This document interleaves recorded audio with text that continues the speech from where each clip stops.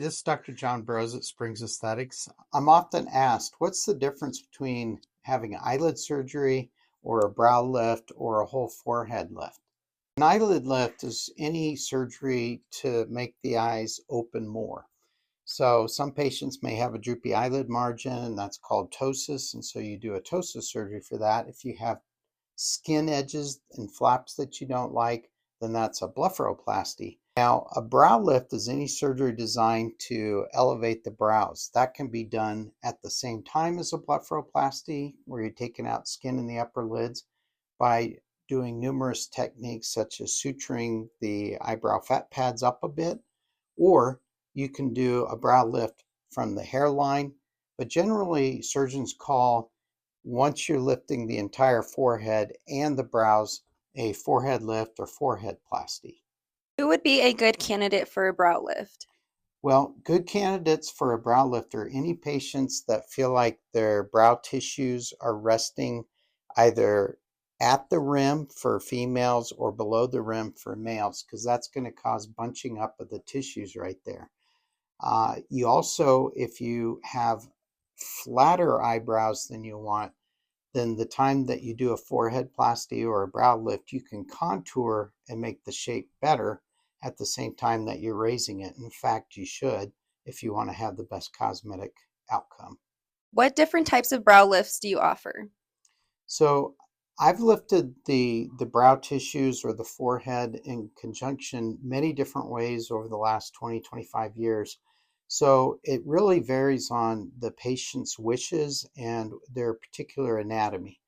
So you always need a consultation to be able to see what's going to be the most appropriate technique for that individual. But some of the techniques we do are the endo style or endoscopic style forehead lift, where you're making incisions behind the hairline at the temples with sometimes one or two on the forehead area up above the hairline.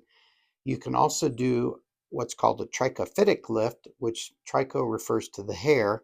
So you're making an incision along the temple hairs here or even along the top. And when we do a scalp reduction, if somebody has a very tall forehead, you can lift the brows but reduce the size of the forehead at the same time. Because when you do a forehead lift, you're going to stretch that up more.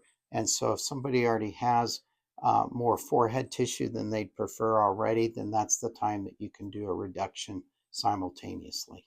The other techniques we don't do as often, but you can do a direct brow lift where you make an incision if you have irides or wrinkles in the forehead or brow tissue here. The reason we don't do them as much is because aesthetically, no matter how well you close that, you're always going to have a bit of a scar that can be visible for, up to a year or longer. What should patients expect their first week after surgery? Well, it depends on what technique you do, but most patients are looking pretty good, meaning they feel okay to be out in the public eye or out in social settings within usually the first 7 to 10 days. Sometimes it can be longer, and it really varies from individual to individual as far as when their comfort level is there to be seen by others. Now, I have a lot of professionals that work remotely, and they just turn off their computer camera so that people don't see them, and after a few days they feel comfortable to work. They just don't want to go to the grocery store just yet necessarily.